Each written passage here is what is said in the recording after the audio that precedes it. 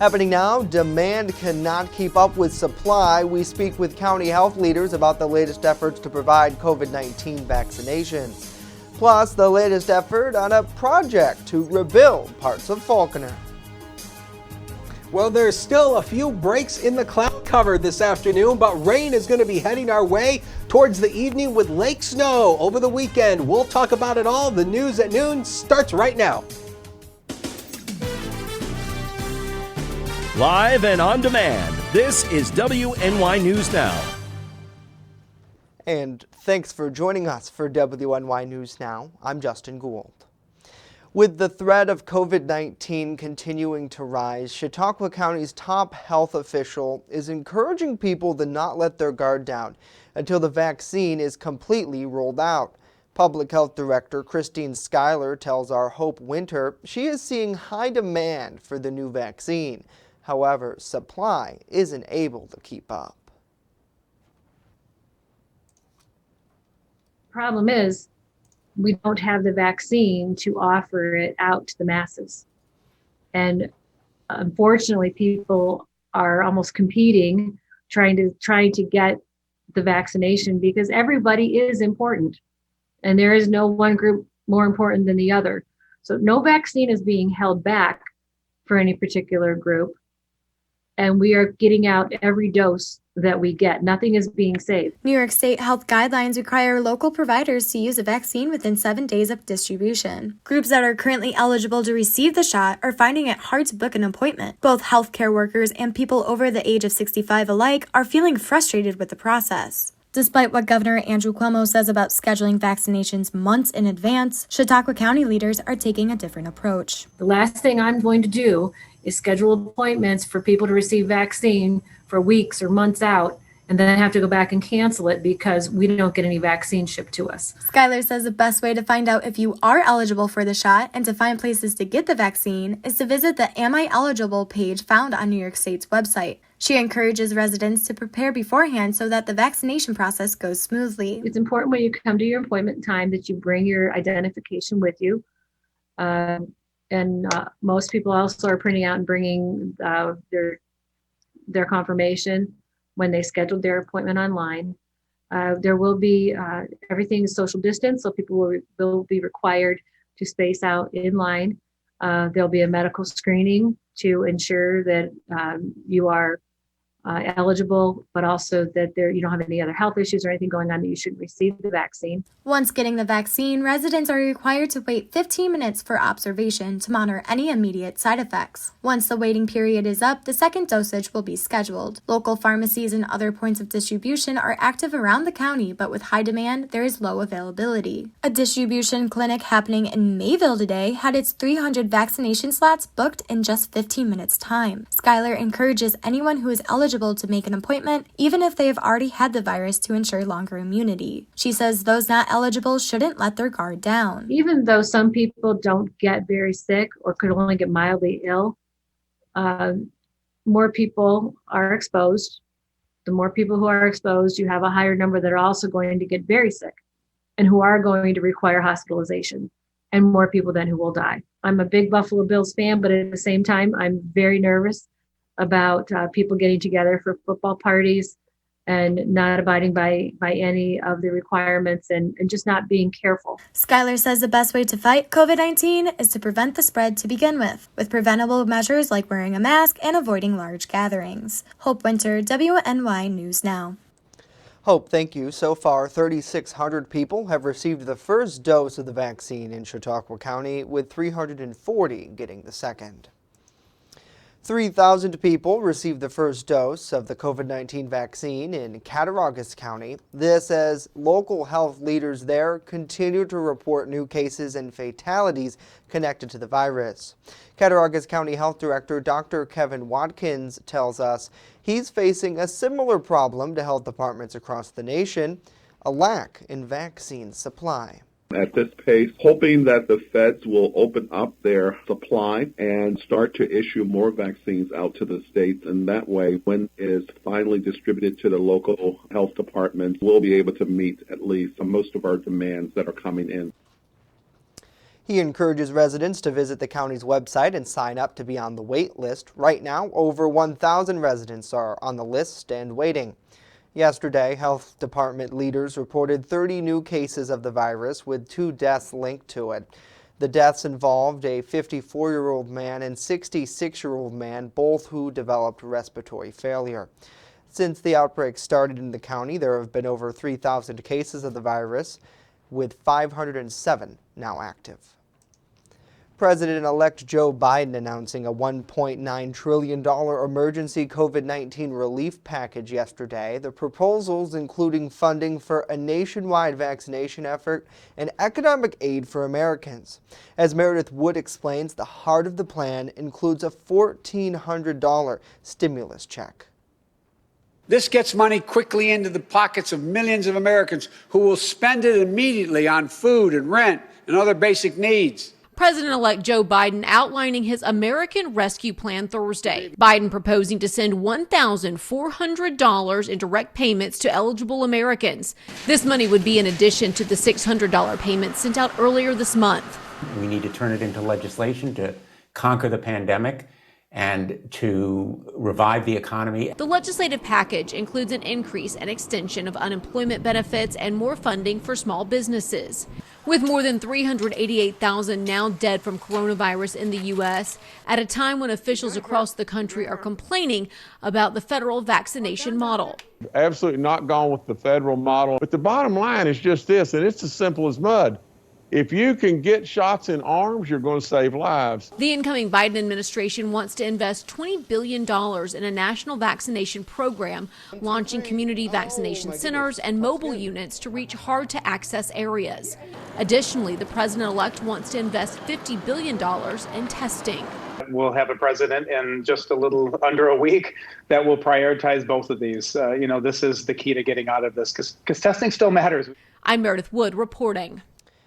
Meredith, thank you. Meanwhile, New York senior senator says the state will receive $2 billion in additional pandemic relief funds from the federal government, part of an agreement with the incoming presidential administration. Senator Chuck Schumer says the funding will be provided from the Federal Emergency Management Agency. Schumer, who will likely become the new majority leader in the U.S. Senate, says the agreement was reached with the incoming Biden administration this week. The money will be directed to help with local costs bared by the pandemic and closed budget gaps made worsened by it. The current policy allows for 75% of COVID-related expenses to be covered by a federal disaster relief fund. The deal means all expenses will be fully reimbursed within the coming months. Well, we thank you for joining us for WNY News Now on this Friday afternoon. Let us know what you think about these stories and more in the comments down below as we get a check of local news that matters to you. Good to see Stephen, good to see John, Pat, Diane, and Rebecca as well. Happy Friday to all of you. Great to see Butch, Seth, and Joseph as well. Well, now let's get a check of our First Defense weather forecast. That's where we find Chief Forecaster Dakota Hunter. Happy Friday, Mr. Hunter. Happy Friday, Justin. We made it through another work week and wanted to start off first weather by talking about the Buffalo Bills forecast. Tomorrow night it is the AFC Divisional Playoff game, Bills versus Baltimore Ravens. Now we have upped the snow chances at Bills Stadium in Orchard Park tomorrow night. Temperatures should be hovering around 35, 34 degrees. So if you're one of the lucky few who are able to get a ticket for this playoff game, you might be dealing with some lake effect snow towards maybe halftime of the game. So keep an eye on that. This is a live look over Salamanca right now, and we've had a few patches of breaks in the cloud cover right now. 39 in Salamanca, and it is a bit breezy out there. Satellite and radar composite. This is something new with the radar system, brand new. Notice how we're able to actually show you where the clearing is now on the satellite. So you can see where there's some breaks in the cloud cover, and we've had a few showers moving through, but rain is going to increase later this afternoon and then mix with snow overnight. We'll talk about that later. 35 was the high yesterday. 32 is where we started the day. 63 and 20 below zero, record highs and lows for this day. So through the afternoon, the most amount of precipitation is going to hold off until basically towards sunset. Otherwise, partly to mostly cloudy, mild and breezy, 39 to 45, and wind gusts could be near 40 miles per hour at times. Now, tonight, we could get into rain and snow mix, then lake effect snow with which could accumulate in pockets. We'll talk about how much in a few. Justin. All right, Dakota, thank you. Well, in his final State of the State address, New York Governor Andrew Cuomo focused on improving infrastructure statewide. During the speech yesterday, Cuomo pledged to invest $306 billion for projects like removing the Skyway from downtown Buffalo. He says infrastructure projects would not only create jobs, but could spur other developments as well. Building new projects, enhancing day-to-day life, seeing progress, also lifts people's spirits. Increasing belief in the future increases consumer and investor confidence, and in and of itself, it stimulates the economy. Once again, he says Washington needs to help with post-COVID economic rebuilding and says other states were keeping their taxes artificially low while New York subsidized them. He also says these states were falsely luring people and businesses out of New York. A project that would redevelop a property in the village of Falconer, which was destroyed by multiple fires in recent years, took another step forward this week. The Town of Ellicott Board have approved a new payment in lieu of taxes agreement, allowing the advancement of the new Falconer Square project. The agreement gives developers the green light to increase the number of apartment units at a site from 53 to 55. The project is located in the middle of the village along West Main Street, the former site of a mixed-use structure that was destroyed by fires in 2017 and 2018. The new project features a 15,000 square foot mixed-use building and 4,000 square feet of townhomes. Construction plans were first approved last year. The Rochester-based developer, Home Leasing, is applying for a state grant, which leaders previously supported in a letter. If the group can secure the funding, then a groundbreaking ceremony could happen this fall. Next here, we tell you about a retired police chief that will soon be back on the job. But first, more drugs are now off the street, part of an area-wide crackdown with the FBI. Hear the latest in the case as WNY News Now continues on this Friday.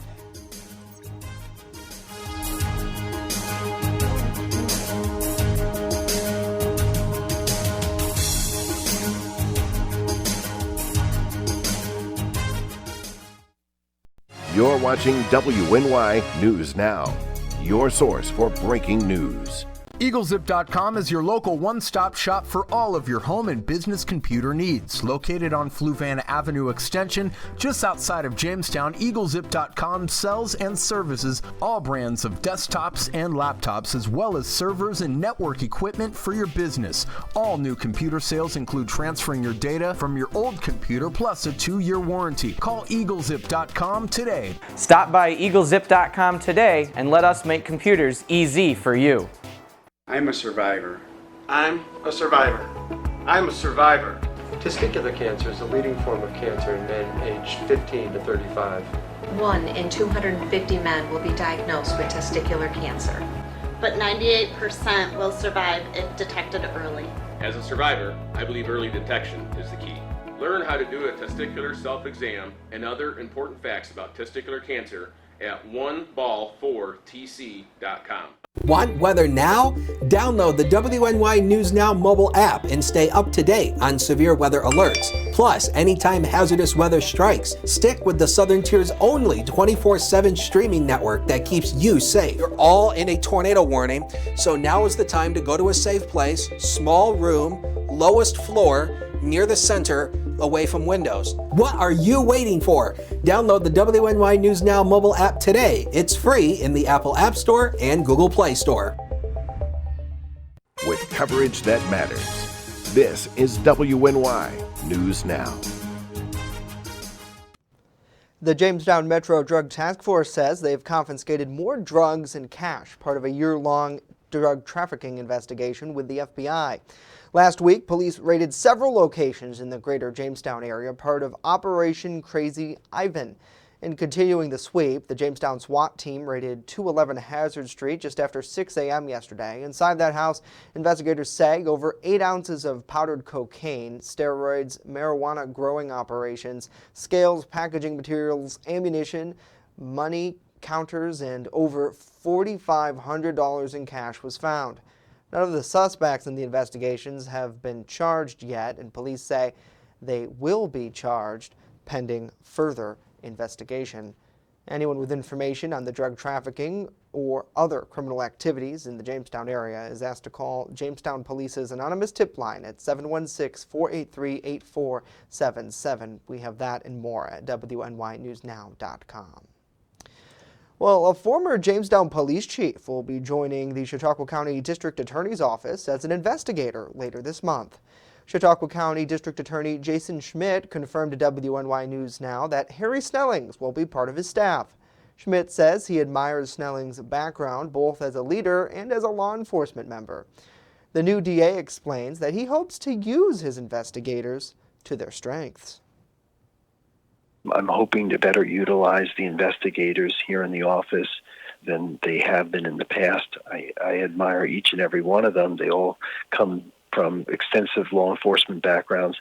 They have terrific relationships with the various police agencies, and they try at least to stay up to date on the latest investigative techniques. And because of that, I just want very strong investigators here in the office that can liaison with the police agencies and help us to work with them on pending investigations, and again, to get the pending files conviction ready so that we can go forward and actually get convictions in the courtroom when the time comes. Snellings served 24 years as a member of the Jamestown Police Department, including 7 as police chief. Well, we've been told that wearing a mask is one of the best ways to slow the spread of COVID-19. But if you're one of millions of Americans like myself who wear glasses or sunglasses to protect your eyes, you might be fogging up your eyewear. Our Mandy Gaither with ways to fight the fog. You're wearing your mask, trying to do your part to slow the spread of COVID-19, but you may be doing it in a fog. This is pretty much like an everyday complaint. Stephanie Pisano, an optometrist at Ohio State's Wexner Medical Center, says fighting the fog starts with your mask. Make sure yours has a tight seal over the nose and fits properly. This can trap air and keep it from moving up towards your eyewear. You can also use tape to hold that seal. You just want to make sure that you use either a medical grade tape or a skin bandage that is safe to use on your skin, that's not going to irritate your skin. If that doesn't work, turn to tissues. You'll put the tissue in place first, and then you'll just place your mask right over top of it. Also, make sure your glasses or sunglasses fit properly. While Pisano says some at-home anti-fog remedies may hurt lenses, there's one that's okay. To use plain dish soap, dish soap that doesn't have any fragrance or oils in it, and wash your lenses under warm soapy water. And then you rinse the lenses off and you let them air dry. Some anti-fogging products may also work, but it's best to check with your doctor before using them. Everyone's glasses have different coatings, different lenses, different plastic types, and some things are going to work and some things aren't. A few simple steps to a fogless future. For Health Minute, I'm Mandy Gaither. Mandy, thank you. If your eyes are healthy enough, another solution would be to talk to your doctor about contact lenses. Well, the heck with your New Year's resolution of eating well. Girl Scout cookies are coming back in full force. Starting February 1, the longtime favorite treat will be available to purchase online. The new cookie, Toast Yay, will make its debut this year as well. It's a French toast-inspired cookie that's dipped in icing, and one of the most popular classics like Thin Mints and other Samoas or Caramel Delights will also be on sale. As part of a way to stay safe during the pandemic, the Girl Scouts have joined forces with Grubhub in order to provide contact-free pickup and delivery orders. More information at girlscoutcookies.org. Well, we thank you for joining us for WNY News Now, TGIF to you and yours. We appreciate you tuning in for a check of local news. Good to see Robin, Marie, Ron, and Brenda. Well, Dakota, I saw you were reaching for your mask over there for that past story. I actually just got new glasses a couple weeks ago, very similar to my old glasses, and I like the style. Right. And I at Spectrum Eye Care, where I go, they were able to give me a defogging cloth, and I purchased some like drops that you put on your glasses, and it actually helps keep the fog away. So. Interesting to see that. I'm going to try the tissue and see if that technique works. I mean, the one thing about the masks we have here, these special WNY News Now branded masks, thanks to JRC Digital for these are fantastic. I mean, the cloth is really thick, but at the same time, you can still breathe through them. Mm-hmm. And the top of these masks actually have a little metal flexible piece at the top. So you can actually contour it around your nose. And I found, out of the masks I've wore, these actually don't fog up my glasses very much, especially if I bend the flexible top to fit around my nose. And if I wear my glasses down a little bit like this when I'm walking, they don't fog up as much. I'm just a steam engine. I can get them to fog up just a touch.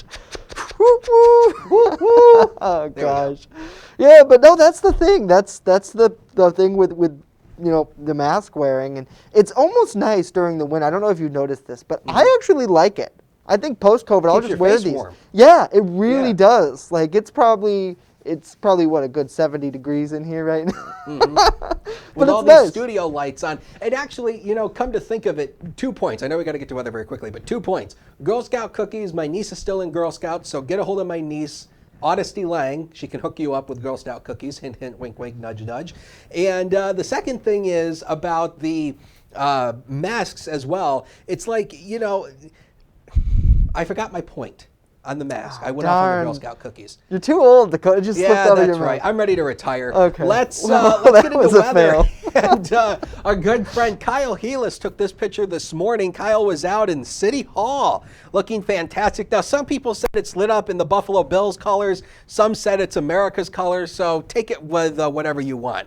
I'm not a Bills fan, so I'm going to say that's red, white, and blue for America. But if you're a Bills fan, there it is for you. Hunters WX on Twitter and the First Defense Weather page on Facebook. Use the hashtag MyLocalWX. And the good thing here is, too, we are gaining daylight little by little each day, about a minute and a half each day here. These are the sunset times over the next 7 days, 5:11 today. And by the time we go to Thursday, 5:18. So we're gaining, again, about a minute and a half each and every day of daylight now. 38 degrees as of right now is a noon hour, but we have a healthy southeast wind of 15, and the wind gust is at 25, so that knocks the wind chill down to 29 degrees. The wind is going to be a factor later this afternoon, and across the region right now, temperatures not too far off from each other. 39 Mayville, 43 Fredonia, 40 Clymer, 39 in Corey, 39 in Warren, and 39 over in Randolph as well. So temperatures not budging too much, except for when you get to Erie, almost 50 degrees already there. That's actually past the forecast high already for today. Satellite and radar composite. This is brand new on the radar system. We got a major update today, so you can see that we're now actually able to show you where the clearing is in the cloud cover. So we still have a few peaks of sunshine, but this is the cold front that's going to be moving through. That's going to produce rain and snow showers later today. And something new, wanted to show this. This is water vapor, brand new. The water vapor shows us how much moisture there is in the atmosphere. All this green you see here is wetness, basically meaning that the atmosphere is wet. All this brown down here across the south is dry air. So that's something new we have. So now, since we've played with the toys, let's get right into and nothing new with this one. We still have the high-res computer model here, and you'll notice that we'll start with a few rain and snow showers. This is by the time we head to sunset by about 5 o'clock this afternoon. Expect rain and snow showers to come in. Then it will change over to all snow overnight. Snowfall accumulations overnight, about an inch on the hills. That's about it. Everybody else, about a dusting. Now, tomorrow should be mainly dry, but lake effect snow is going to set up Saturday night going into Sunday. This model can only go out so far, but these are projected snowfall totals based off one model through early Sunday morning. You can see this pink strip right here. This is where the heaviest amounts of the snow could be. So through Sunday, we could be looking at about a good 3 to 8 inches of snow, maybe 4 to 8 in some spots, plus an additional couple inches on Sunday. So Andrew Stevenson will keep you updated on that over the weekend. So zone forecast right here. Temperatures should at least get up into the lower 40s. This is above average by about a good 11 degrees here. So enjoy it while we have it, and then the rain will come in. Now, I want to show you the next 7 days of your life that are coming up right now, brought to you by 42 degrees and sunny, and 34 degrees tomorrow, about 1 inch of daytime accumulation, 1 to 4 inches likely on Sunday, another 1 to 2 inches on Monday, colder only in the upper 20s, and then Tuesday, Wednesday, Thursday, just a small chance for a few scattered snow showers with highs hovering around the lower 30s. Now for the pet of the week, here's Justin Gould. All right, Dakota, thank you. That's right, it's time for my favorite segment. In an effort to help animals find their forever home, we're partnering with the Chautauqua County Humane Society in our segment called the Pet of the Week. Joining us live is Brian Papalea to talk more about this week's featured furry friend. Hey, Brian.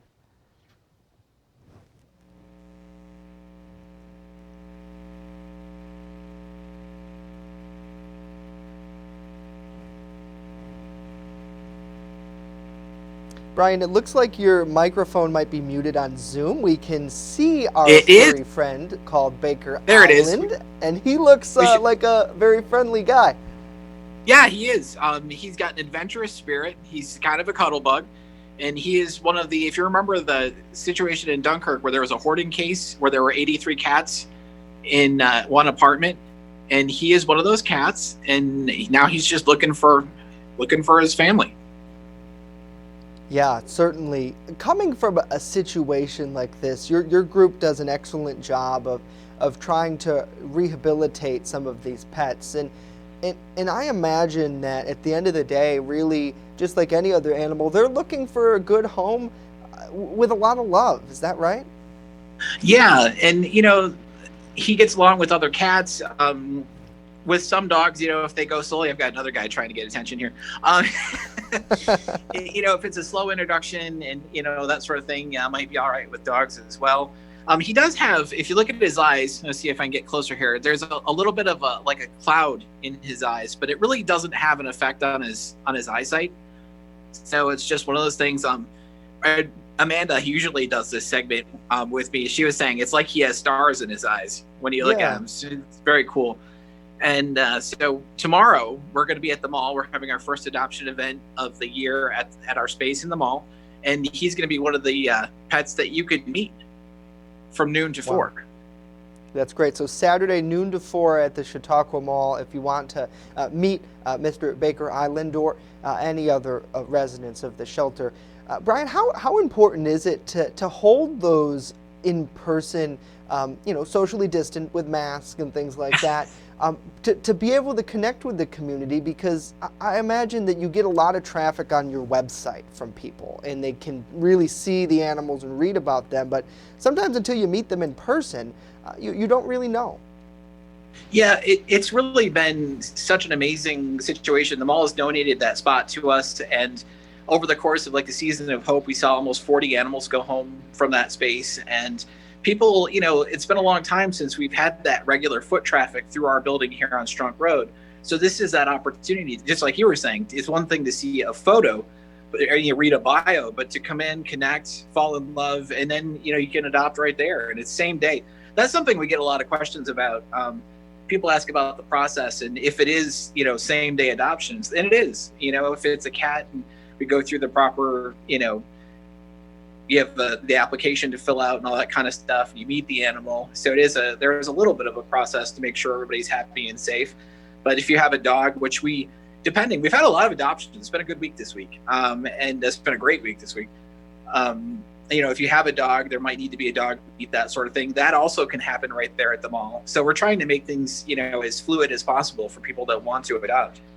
Absolutely, and your online presence is incredible. chqhumane.org is where you need to go to read about the animals, see the animals, and if you like what you see today, our friend Baker Island or any of the other residents there, simply start filling out the application and that'll get the process started. And of course, you can visit the mall tomorrow and check out some of the animals in person. Brian, thank you so much for your time to come on the show today.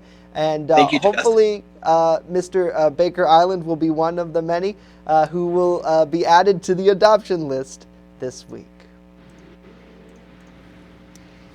Well, that's going to do it for us today. Of course, news continues 24/7 at WNYNewsNow.com. We remind you when you're on the go, you can stay in the know by downloading our mobile app. Just search WNY News Now in the Apple App Store and Google Play Store. We'll leave you with another live look over downtown Jamestown. Dakota and I are back on Monday. We hope to see you then.